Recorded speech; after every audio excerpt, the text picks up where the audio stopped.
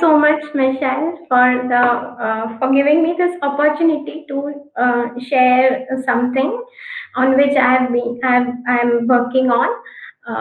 Thank you also for this wonderful introduction. I will now I'll start with the presentation. So the topic is pan-Indian tradition of pilgrimages. This is a tradition in which almost every one of us is connected to in a way.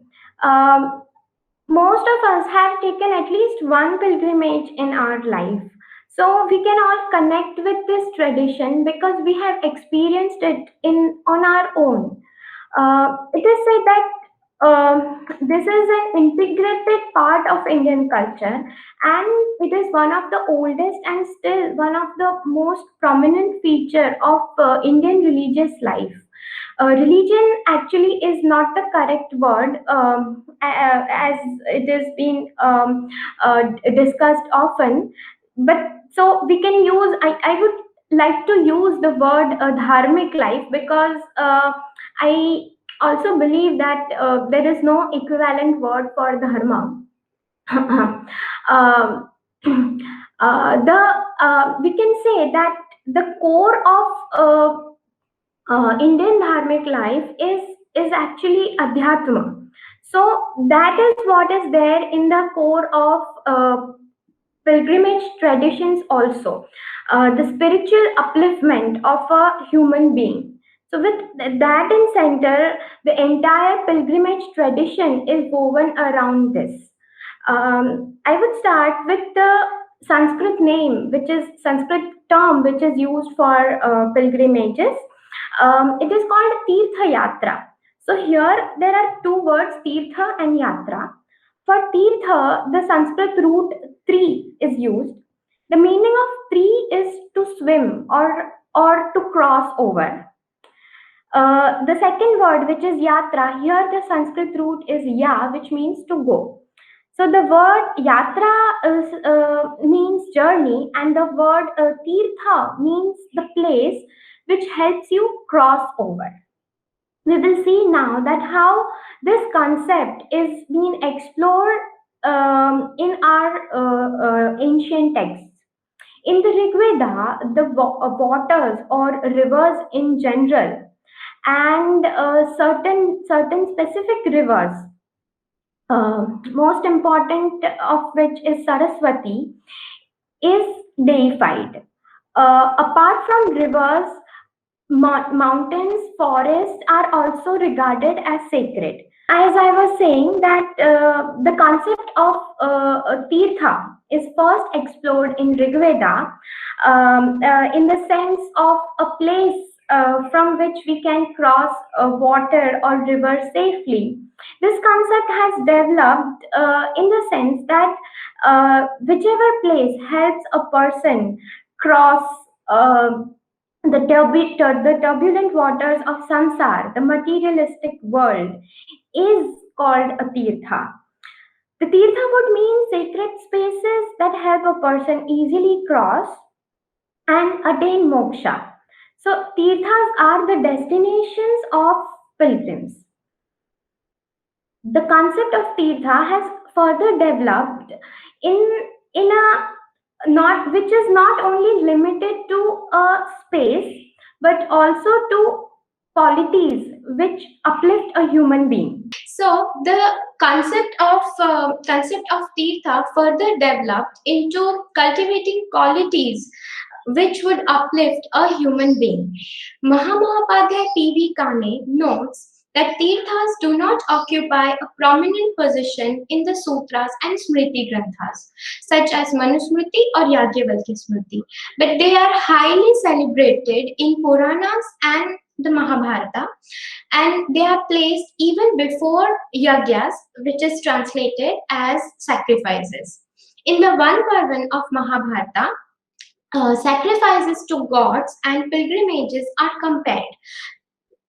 It is said that sacrifices can be performed only by a wealthy person, as it requires numerous implements, collection of material, the cooperation of priests, large fees to be paid to the priests, and presence of a wife.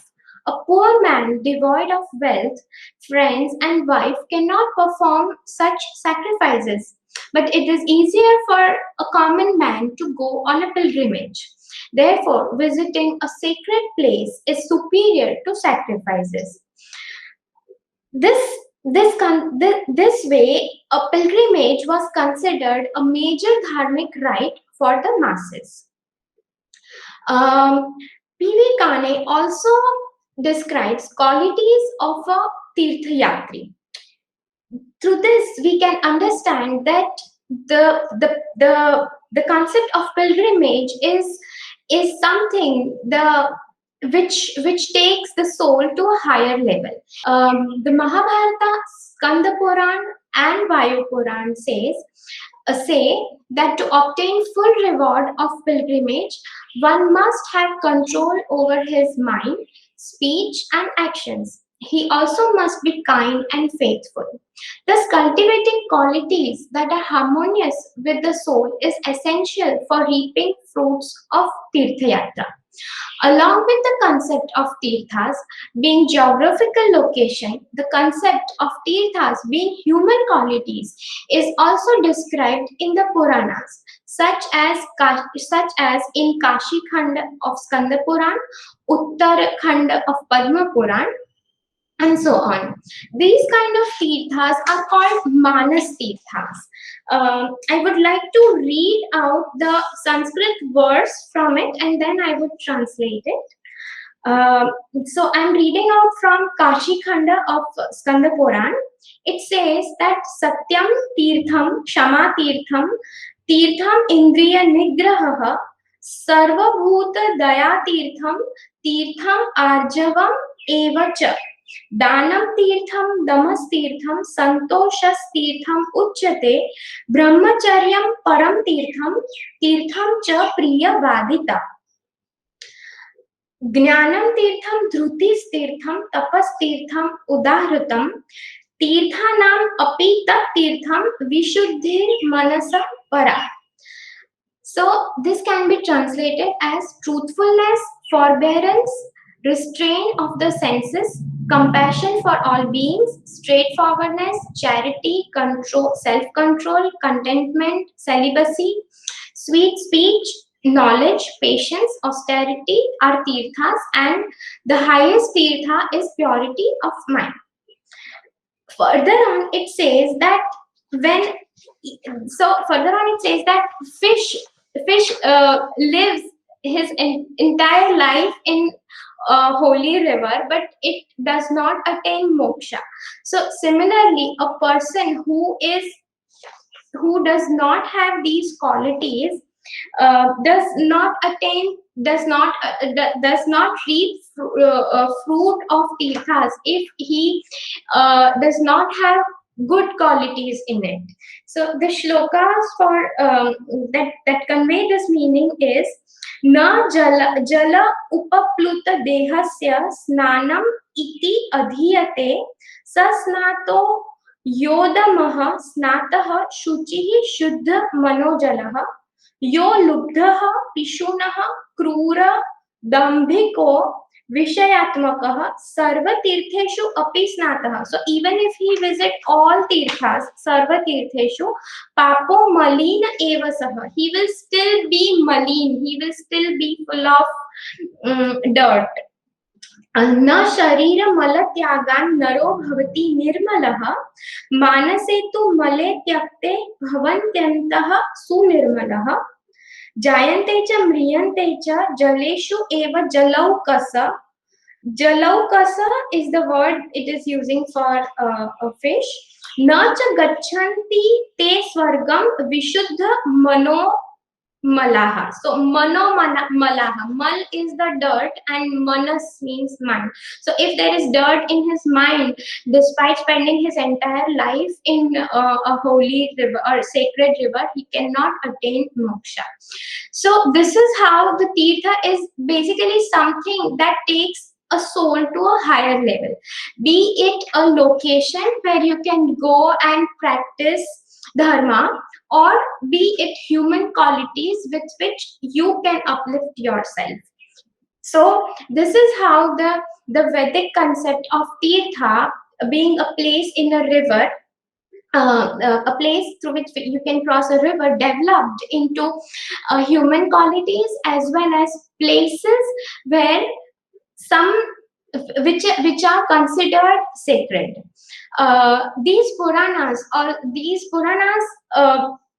talk about numerous sacred spaces uh, in the whole of India.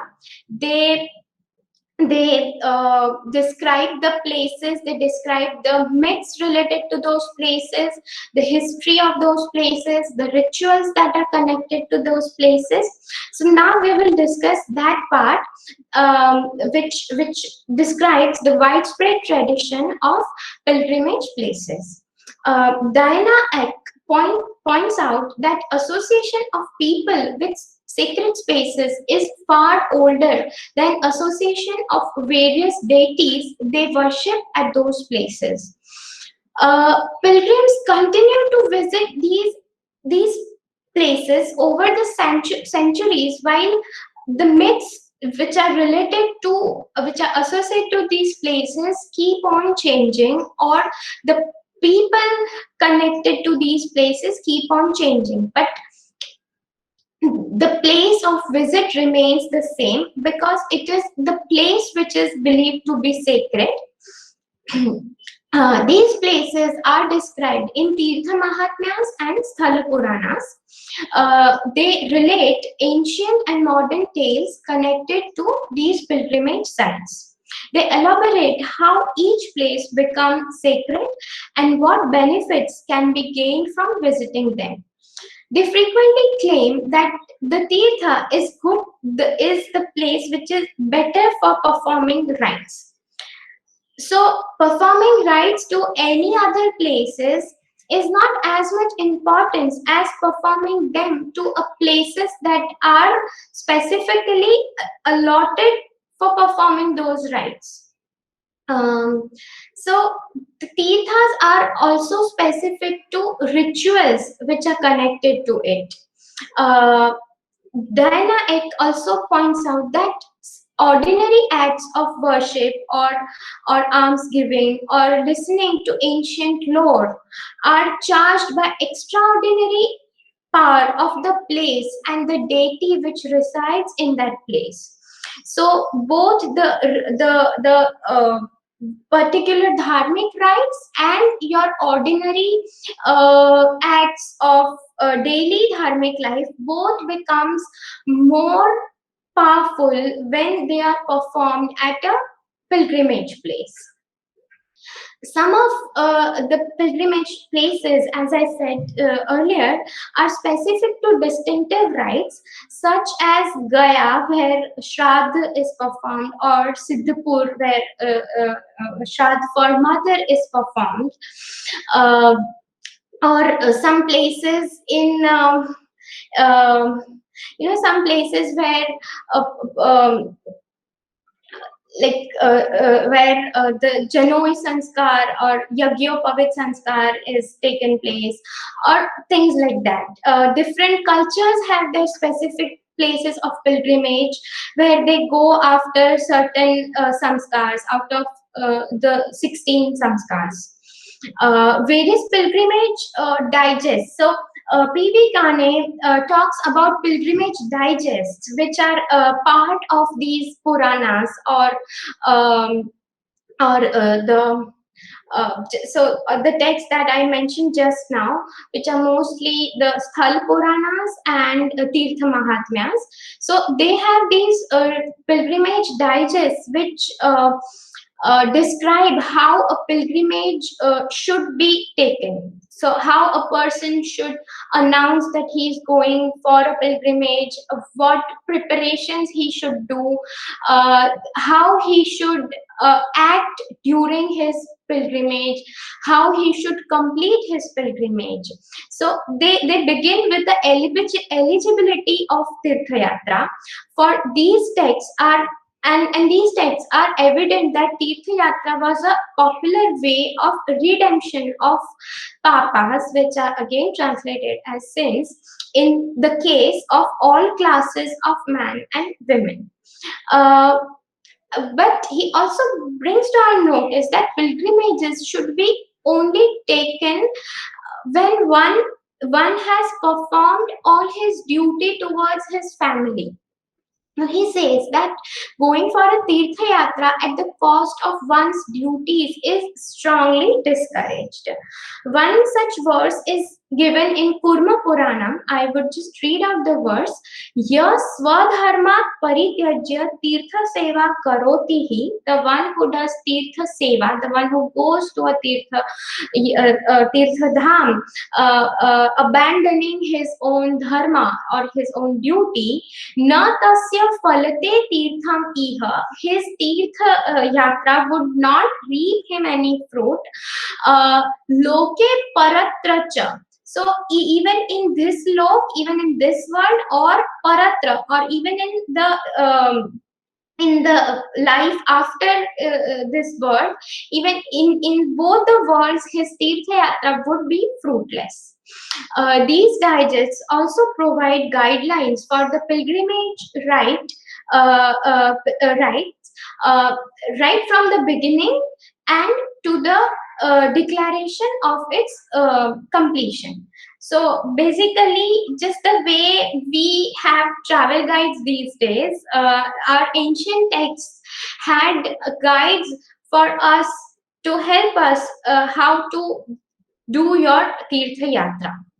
The rules prescribed for the pilgrim in Puranas and the medieval digests make it clear that pilgrim life is an ascetic and disciplined life.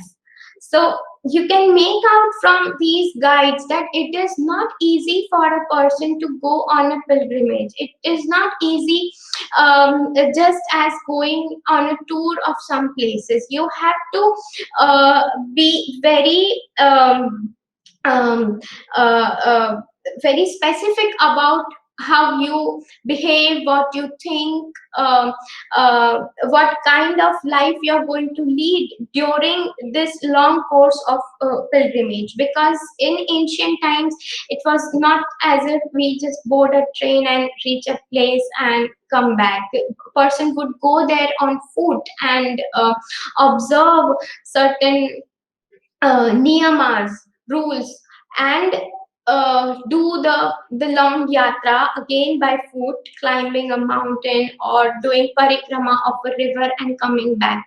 So this was a long period of time, which is specified in our text. Yeah, so I would conclude this point by saying that the guidelines include details about fasting, mode of conveyance as walking on foot, donations to the Brahmins, etc. And even the taxes or money from pilgrims was prescribed to be waived by ancient texts of Dharma Shastra. So you can see that the the tradition of pilgrimage was considered very important in our texts, and it is considered as a very specific rituals, that specific benefits are also given to the pilgrims. We have an incident noted in the life of Chalukya king Siddharaj, who lived in 11th century, that on the insistence of his mother, Maydanla Devi, who was a princess of Karnataka, when she went on the pilgrimage to Somnath, she realized that a huge amount of tax was taken from the pilgrims, and she requested her son, who was the king, to waive this taxes. All right, so we will now come to the locations where the pilgrimage places are situated. So our famous tirthas are commonly situated on the banks of rivers, or on mountain tops, and on sometimes in forests, and even some cities are considered sacred. These pilgrimages are so famous that they are beyond any linguistic or sectarian or any regional boundaries, because people from all over the India visit these pilgrimage places uh, without being confined by their language boundaries, or their regional boundaries, or by their sects, because these pilgrimage places are free of all of these things. Uh, there are also some local pilgrimage places which are largely visited by the people who live around them. One of the example of local pilgrimage place can be Pandharpur in Maharashtra, where palkis from different regions of Maharashtra come to visit Lord Vithala. So coming back to the pilgrimage places which attract larger amount of pilgrims, I would like to quote Rabindranath Tagore, um, who says that Indian pilgrimages are situated wherever there was in nature some special beauty that pilgrim's mind could come out of its world of narrow necessities and realize its place in the infinite. Um, so he is pointing out the natural beauty in which the pilgrimage sites are situated. As I just mentioned, that pilgrimage places are located either on the banks of rivers, or on mountains, or sometimes on sea coasts, and sometimes in forests, and some of the pilgrimage places are the holy cities. Uh, the pilgrimage places which are situated on mountain ranges are Badrinath, Kedarnath, Amarnath, and some other sites on Himalayas. Vindhya and Aravalli mountain ranges in Rajasthan are also adorned with some shrines of goddesses. Venkateshwara temple is situated on the Tirumala hill. So these are the pilgrimage sites that are situated on mountains. Jagannath Puri, so Jagannath Temple of Puri, or Somnath Temple of Prabhas Patan, Gujarat, Chidambaram and Rameshwar, Ramanatha Swami temples in South India are and also, yeah, Dwarka of Gujarat are some of the pilgrimage places which are situated on sea coasts. We have Naimisharanya, which is associated with some of our ancient texts such as Ramayana and Mahabharata, which is situated in forest, and there is also there is also its association with Puranas, in which we hear that Puranas were recited in Naimisharanya. Ayodhya, Mathura, Haridwar, Varanasi, Kanchipuram, Ujjain, and Dwarka are the holy cities. So these places, these cities itself are considered as pilgrimage sites. If now, with these mention of these pilgrimage places, one can see in their minds that different spots of India are coming up, are highlighted with these sacred sites. So I will now discuss some networks of pilgrimage places, which will give us or which would make us create a mental map in which we can see how these pilgrimage places are connected to a specific deity or a specific tradition of goddesses, and how they are placed on the map of India. All right. So here in this map, Char Dham, so locations of Char Dham is shown. So Badrinath temple is in the north, Dwarka is there in the west, Puri in the east, and Rameshwaram in the south. So these four dhams that are established by Adi Shankaracharya are the major four seats of Vishnu, and a person when he takes his journey of Char Dham, he has to visit, he has to, we can say, circumambulate the entire India for doing his Char Dham. Um, Professor Chaya had also brought to our notice that Ujjain, which is not there in this map, is the center which is connecting these Char Dham. Here are the seven sacred cities, or Saptapuri as they are called. These are also spread across India. Haridwar, Mathura, and Ayodhya in the Varanasi also in the north, Varanasi maybe in a bit west, Ujjain again in the center, Dwarka in west, so Varanasi in the east, Dwarka in the west, and Kanchipuram in the south. Here, 12 Jyotirlingas, so temples which are associated with Shiva, are again spread across the whole of India. We have Kedarnath, Kashi Vishwanath, Baidyanath, Mahakaleshwar, Omkareshwar, Nageshwar, Somnath, Triambakeshwar, Grishmeshwar, Bhima Shankara, Mallikarjun, and Rameshwaram, spread in various regions of India. So a person when does his pilgrimage to each of the 12 Jyotirlingas. Some people cover 12 Jyotirlingas in their lifespan. So a person would go to different parts of India to cover all the 12 Jyotirlingas.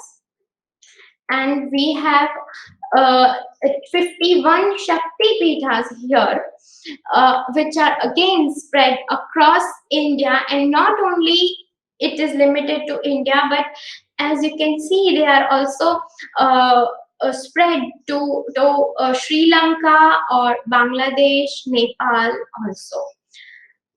So these are the popular pilgrimage networks, and there are many more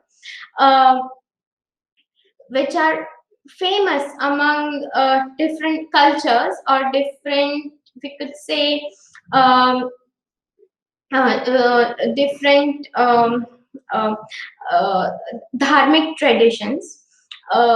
So apart from these, there is also this concept of panchakroshi. So where within the radius of 5 krosha, which is a unit that is approximately 10 miles, so within the radius of a famous pilgrimage place, other pilgrimage sites are also located. So a person has to go and visit that entire region while covering each of the sites that are part of a panchakroshi.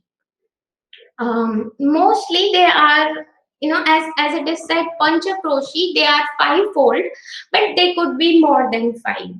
The similar concept is also there in Jainism, in which it is called Panchatirthi, where nearby major pilgrimage site, some other pilgrimage places are also located.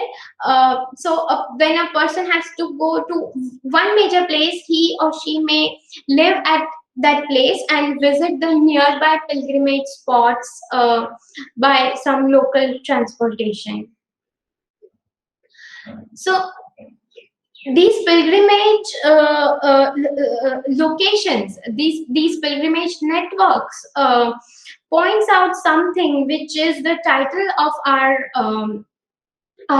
talk, the Pan-Indian lens. And here again, I would like to quote P.V. Kane. So this he wrote in 1953 in the fourth volume of History of Dharma Shastra.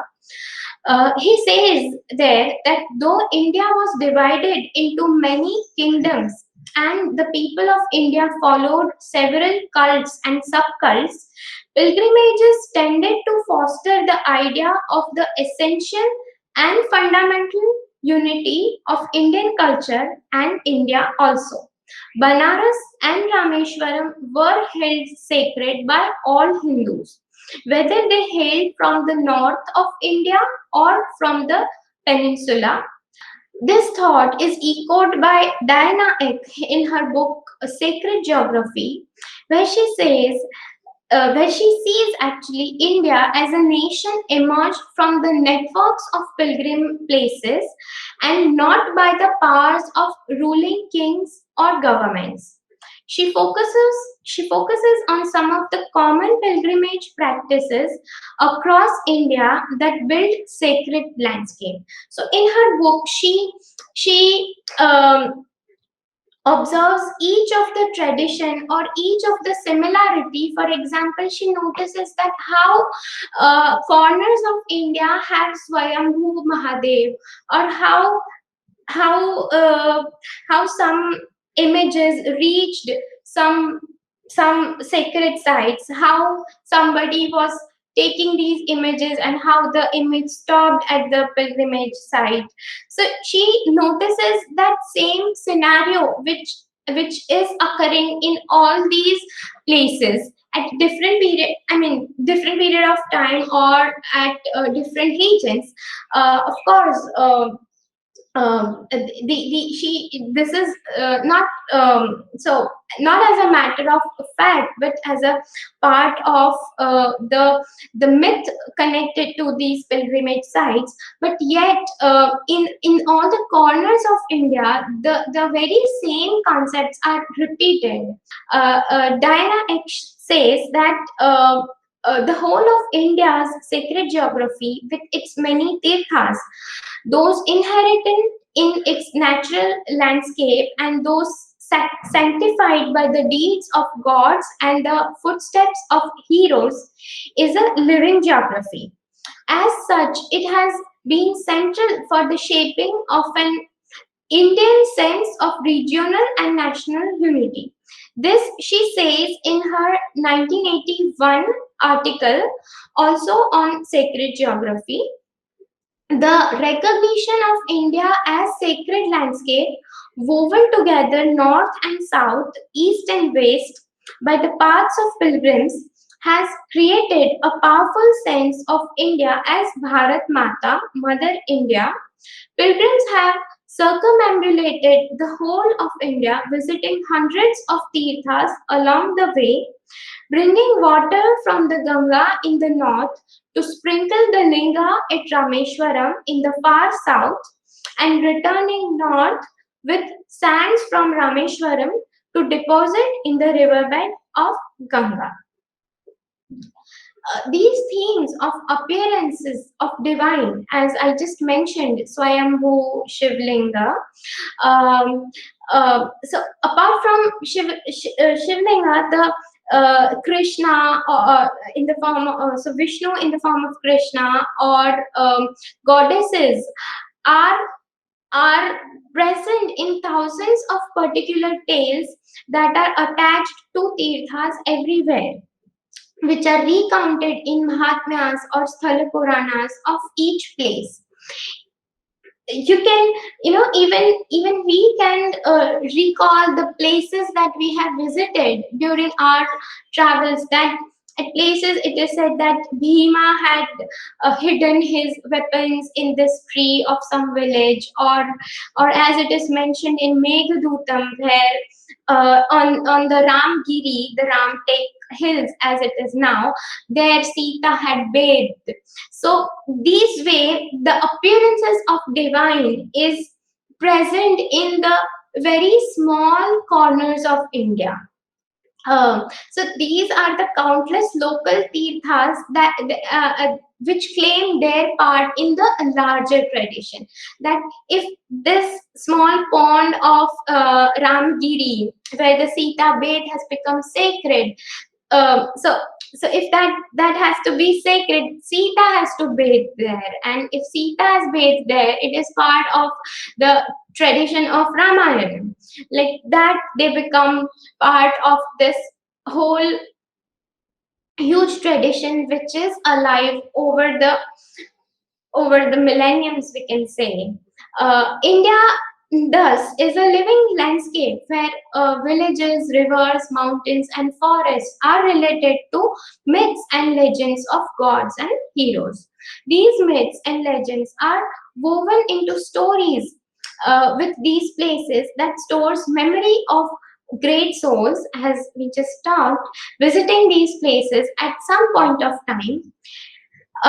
We can say that at these places, the gratitude towards these virtuous souls is also expressed. The gratitude for the way they have carved paths for others, the gratitude for the way they have shown how to live for to others who seek guidance is there.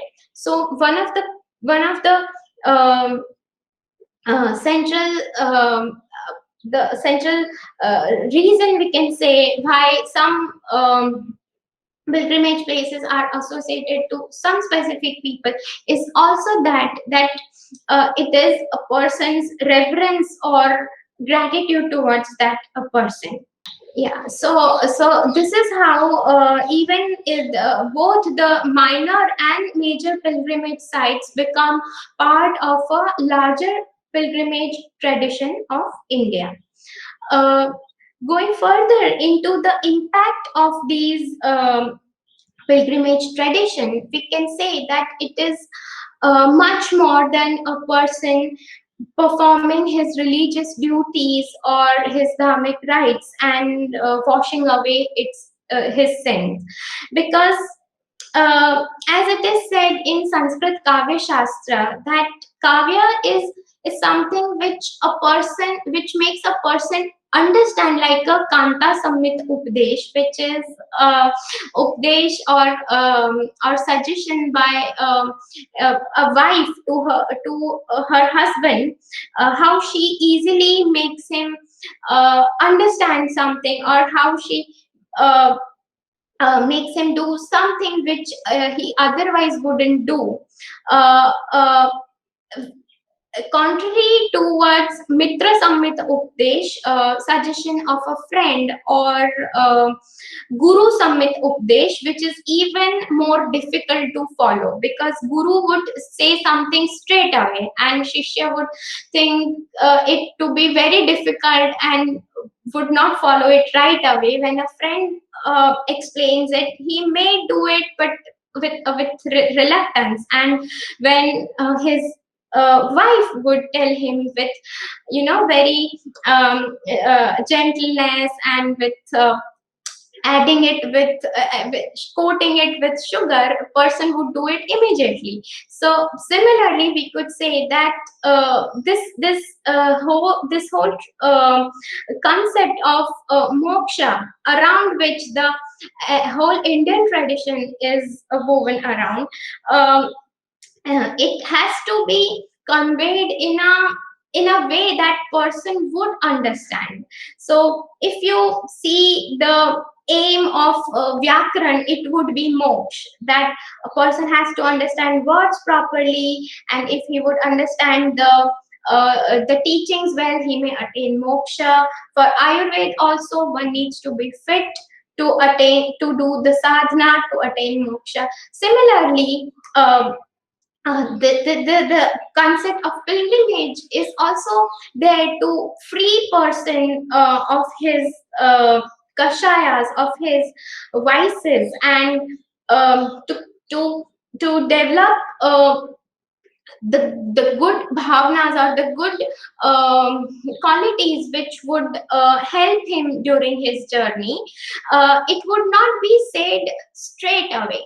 So here it is said that you go to this place, you do your you follow the certain rituals and so on. uh, so the impact of pilgrimage tradition is not in just one way.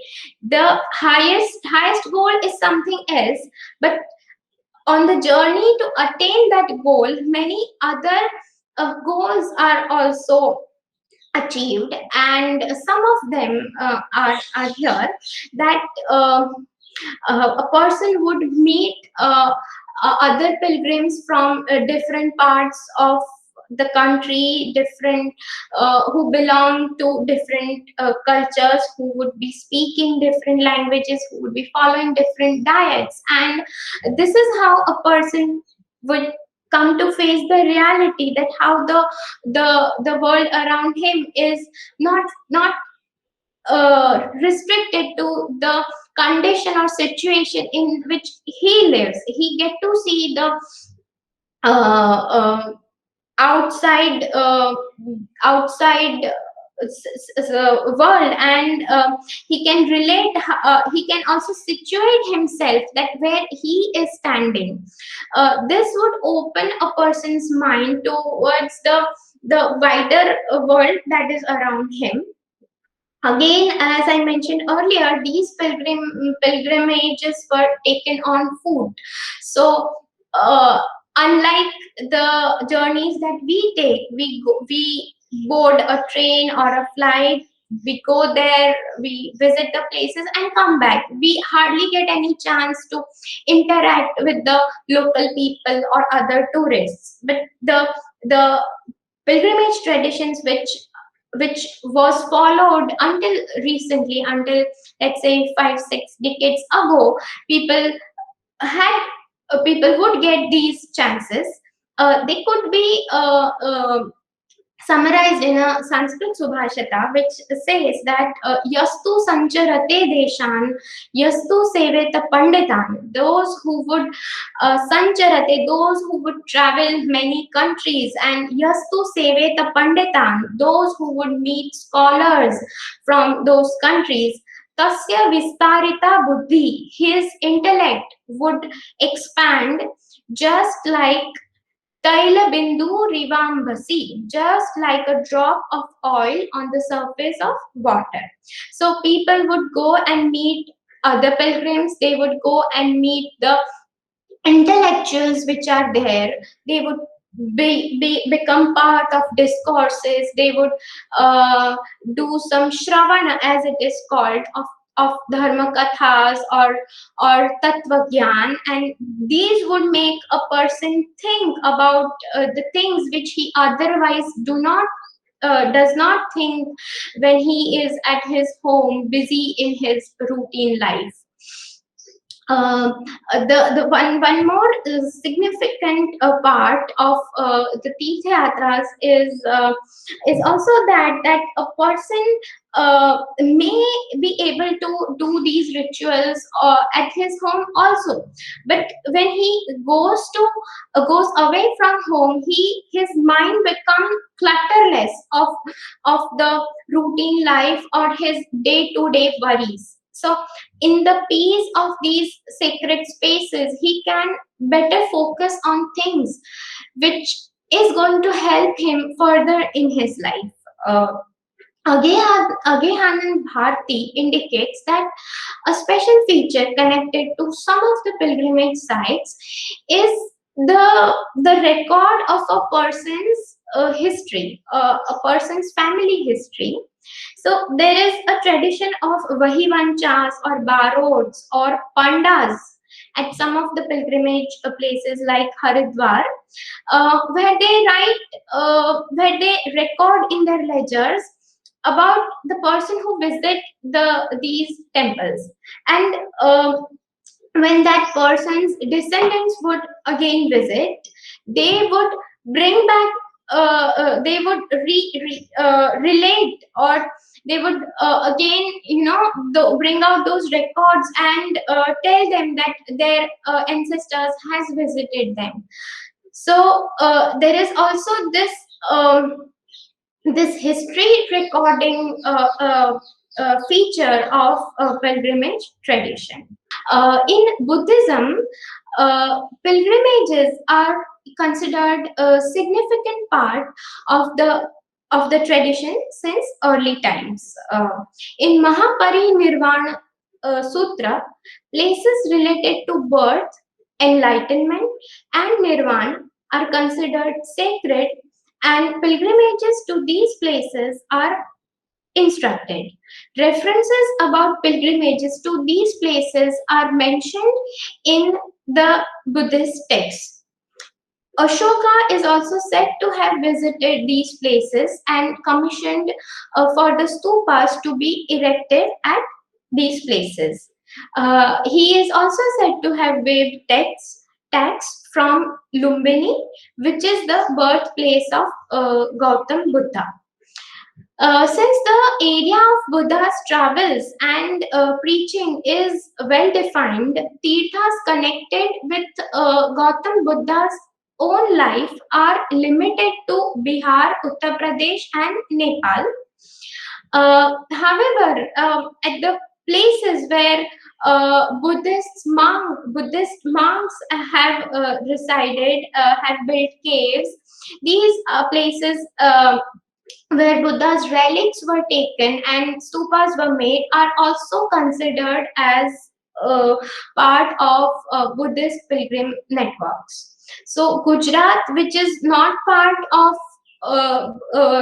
travels of Buddha, have entire network of Buddhist pilgrim places, which includes also the relics and the caves in Junagadh, or even in the Taranga, which is considered as a Durga of Tara Devi, a Buddhist goddess, is also there. So this concept is also there in Buddhism. In Sikhism, Guru Nanak was a pilgrim. He points out that religion does not consist in wandering to tombs or cremation grounds, nor of sitting in the meditative posture. He says so because at his time the situations that he saw people were living in was quite different than the the concepts that we saw of pilgrimage, because at that time people were engaging more into uh, outer uh, outer rituals rather than focusing in inner purity. So he also says that uh, uh, he he he is the one who is the real pilgrim, who has control over five senses, and not the one who visits temple of God, or some sacred spaces. So he basically focused on uh, uplifting people uh, who were who had turned more to rituals than to uh, inner purity. Guru Nanak further says that no pilgrim spot is equal to the Guru, and the Guru is the river in whose water the filth of sin and evil thoughts are washed off. So, according to Sikhism, Guru is the pilgrimage place, because Guru is the one to whom you can go and purify yourself from inside. So we can see that the concept of tirtha is still there. Tirtha being a river in which you can wash away your sins, but here Guru is that river. So the concept of pilgrimage is the same and yet expanded here. In Jainism, dharma itself is considered as tirtha. As discussed in Avashyak Niryukti, dharma is tirtha, and the one who establishes dharma is called tirthankar. Tirthankar is equivalent to the concept of Ishvara. In Avashyak Niryukti, which is a canonical text of Jainism, tirthas are explained in 4 different ways. One is a Nam Tirtha, which means that names of a places which are considered as tirthas. There is a Sthapna Tirtha, which are the locations that are associated with Tirthankaras and other great souls. The temples erected by devotees where icons of Jain Tirthankaras are consecrated are considered as Sthapna Tirtha. Dravya Tirtha is explained as an external concept which helps a person temporarily to be free from the 3 kinds of sufferings called Adhi, Vyadhi and Upadhi. But Dravya Tirtha is not given much importance because the solution it brings is temporary. The most important Tirtha according to Jainism is Bhava Tirtha, and Bhava Tirtha is the one which helps a person become free of his sufferings permanently. So the first thing Bhavatirtha explains is uh, the preachings of a Jina, of a Tirthankar, which is which is uplifter of a soul. The texts which are based which uh, records the teachings of a Jina is called Shruta, and even the Shrut is considered as Bhavtirtha. And finally, Chaturvid Sangh, the fourfold community, is also considered as a Bhavtirtha. In the Chaturvid Sangh, monks, nuns, and laywomen and laymen, these 4 are included, and since these 4 things together help a soul to walk on the path of dharma, they are also considered as Bhavtirtha. So more important than the Sthapna Tirtha is the Bhavtirtha. However, later in Jainism, many such pilgrimage sites are established. Some of them are connected with the major incidents in the lives of Tirthankaras. Many of them are in the in the eastern India, the ancient ones, and the later pilgrimage sites of Jainism are now in Western India, Southern India, and North India also. There is a concept of Sthavar Tirtha and Jangam Tirtha also, which is similar to Bhav Tirtha and Sthapna Tirtha. So Sthavar Tirthas are the temples or the places that cannot move, the physical places where one can go and worship. And Jangam Tirthas are the movable Tirthas, such as Jain monks and nuns, or the teachings. These are the Jangam Tirthas. So again, the concept of purifying oneself is there. The concept of uplifting yourself is there, but the emphasis is given here not on the physical spaces, but on the different tools that help a soul. I mentioned earlier that this Indian culture is centered around the concept of moksha, or the supreme human goal, and the pilgrimages are shaped in the way that people not only realize their own conditions, they are also guided to rise about their current conditions. they, as they come in the contact with larger population, they realize their physical, social, and spiritual conditions, adversities that they face while being on their yatra.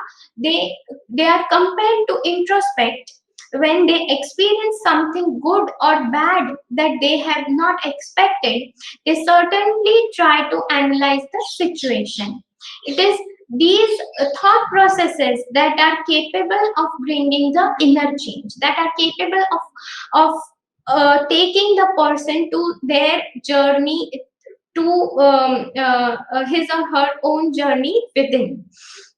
The Indian tradition of pilgrimage balances the pilgrim's faith into both his journeys, the external journey to the place which has the transforming power, and the internal journey that takes place in himself. So you are basically intending to do an external journey, but if you do it intensely, or rather with your whole self in it, by engrossing your entire self in it, you may end up taking both the journey outside and journey inside. I would like to conclude this again with a quote of P.V. Kane. He says that the traditions that are associated with holy spaces, discipline through which the pilgrims passed, association with holy and philosophic men, and the whole atmosphere and environment at Tirthas made it easy for pilgrims to remain at a high spiritual level and inculcate in them a mood of reverence that lasted long after, even after they returned from pilgrimage. Pilgrimages supplied the much needed stimulus to draw ordinary men away from selfish pursuits and to make them think of the higher and more enduring moral and spiritual values. These obvious benefits and the belief that a holy place was the abode of some divinity led ancient Dharmashastra writers to lay emphasis on the visits of tirthas. So this is how Kane justifies the tradition of pilgrimage. I would like to complete this with a line that this is an ancient tradition that is still alive, and people are still uh, finding meanings from these traditions. So this live tradition of pilgrimages in India has been and will always be a guide to the person who is seeking journeys of his inner soul and further on.